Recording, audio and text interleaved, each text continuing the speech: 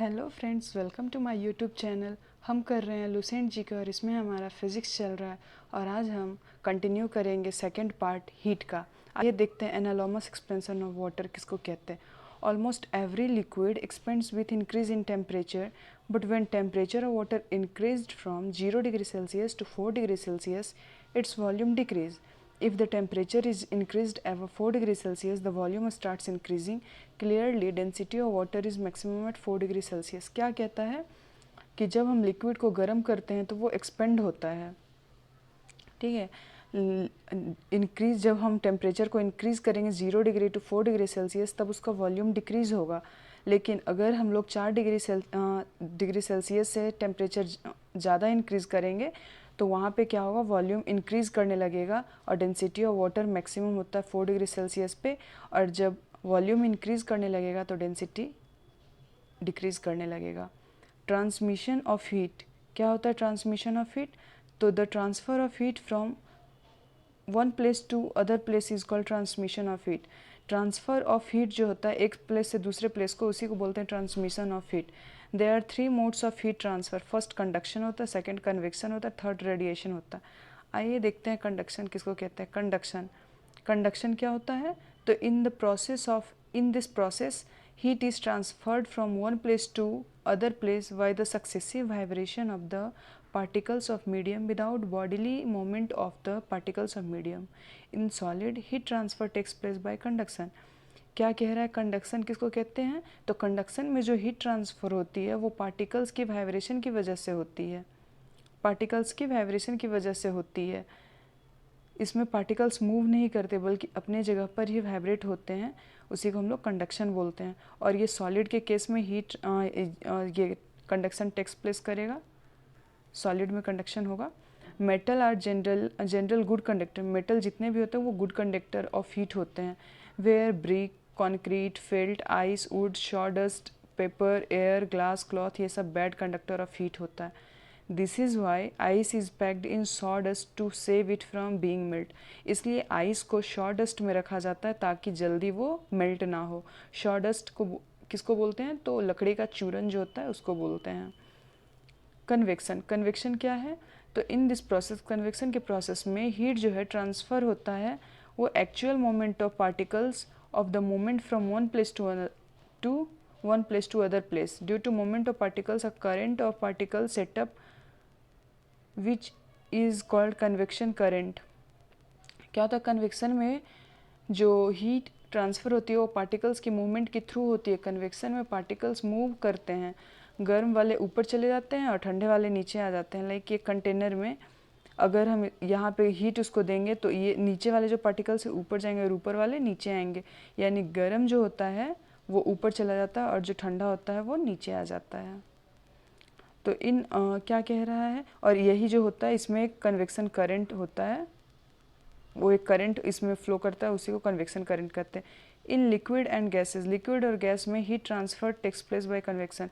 Solid में conduction होता है और लिक्विड और गैस में कन्वेक्शन होता है। अर्थ का जो टेम्परेचर होता है, अर्थ का जो एटमॉस्फेयर है वो भी कन्वेक्शन की वजह से ही गर्म होती है।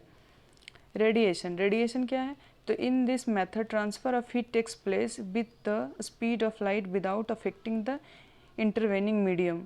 क्या कह रहा है? रेडिएशन क्या होता है? तो रेडिएशन लाइट की स्पीड के साथ ही ट्रांसफ़र होती है without affecting the intervening medium.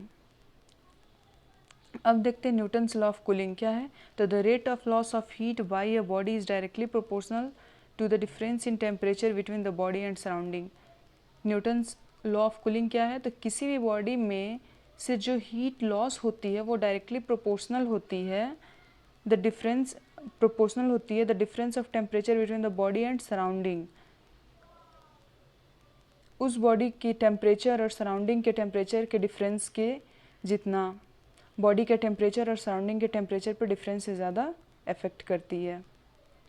Like कि कोई पानी अगर रखे हैं तो वो जितना जल्दी वो मतलब गर्म होगी उतना ही स्पीड से वो ठंड भी होगी। किरचॉफ्स लॉ किसको कहते हैं? तो according to Kirchhoff's law the ratio of emissive power of absorptive power is same for all the surface at same temperature and is equal to emissive power of black body at the temperature. Kirchhoff's law किसको कहते हैं? तो same temperature में किसी भी surface का इमिटिव power होती है उसकी रेशियो सेम होती है, मतलब जो सरफेस की इमिशन पावर है ऑब्जर्वेशन पावर है दोनों की रेशियो सेम होगी एट सेम टेम्परेचर और ये इक्वल होगी emissive power of black body at that temperature की। किरचॉफ्स लॉ जो है सिग्निफाइज करता है गुड ऑब्जर्वर और गुड इमिटर। किरचॉफ्स लॉ बोलता है कि जो गुड ऑब्जर्वर है वही गुड इमिटर भी होगा। If shining a metal ball with some black spot on its surface is heated to high temperature and seen in dark, the shining ball becomes dull at the black spots जो है वो shine brightly करेगा because dark spots absorbs radiation during heating and emit in dark। क्या कह रहा है कि एक शाइनिंग मेटल बॉल है और उस पर कुछ ब्लैक स्पॉट्स है सरफेस पे उसका, जब हीट करते हैं हाई टेम्परेचर देते हैं तो वो डार्क हो जाता है मेटल और शाइन बॉल बिकम डल, और जो शाइनिंग बॉल होता है वो भी डल दिखता है। लेकिन जब black spot shine brightly, black spot जो है वो बहुत चमकीला होगा कब? जब ब्लैक स्पॉट एब्जॉर्ब कर लिया है रेडिएशन को ड्यूरिंग हीटिंग के समय और डार्क में वो इमिट कर रहा है ब्लैक स्पॉट। स्टीफेंस लॉ क्या कहता है? तो the radiant energy emitted by a black body per unit area per unit time is directly proportional to the fourth power of absolute temperature. Stefan's law क्या है? तो रेडिएंट एनर्जी जो emit करेगा black body per unit time per unit area per unit time पे वो directly proportional होता है fourth power of absolute temperature का।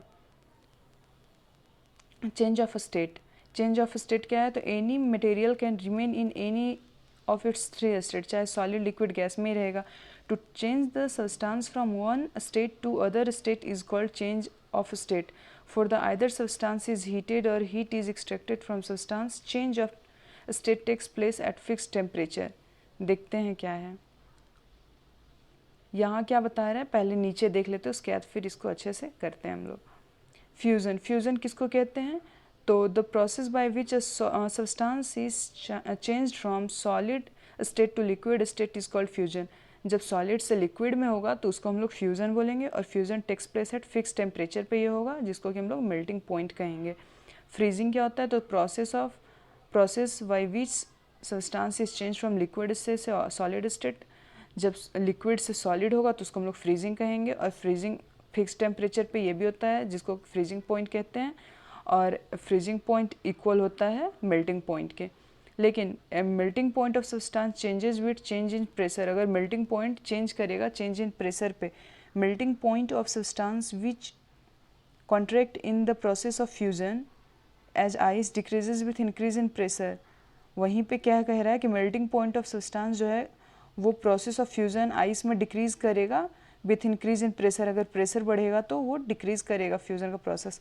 Melting point of substance which expand in process of fusion as wax increase with the increase in pressure.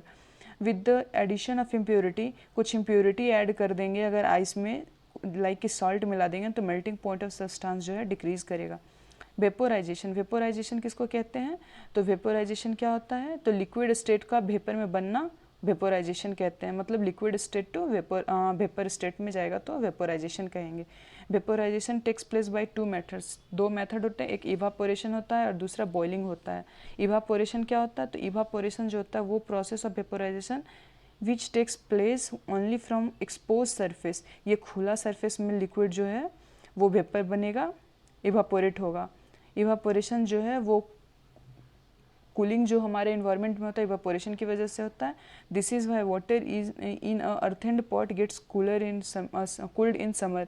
जो हम लोग घड़ा के पानी पीते हैं वो इवापोरेशन की वजह से ही ठंडा उसके अंदर का पानी होता है, क्योंकि जो घड़ा का छोटा छोटा पोर्स होता है वो इवापोरेट करता है और पानी उसके अंदर जो होता है वो कूल रहता है।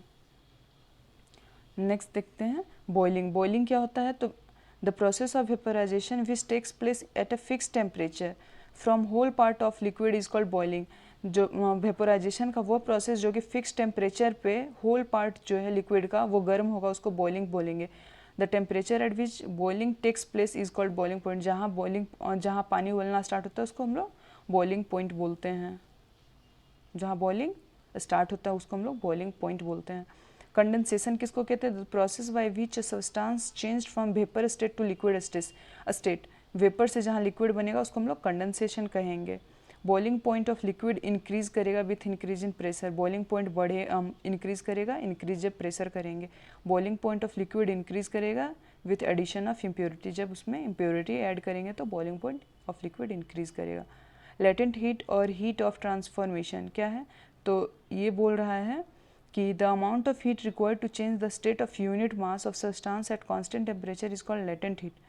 जो अमाउंट ऑफ हीट है वो चेंज करेगा state of unit of mass में ऑफ सब्सटेंस कांस्टेंट टेम्परेचर पे, उसको हम लोग लेटेंट हीट बोलेंगे।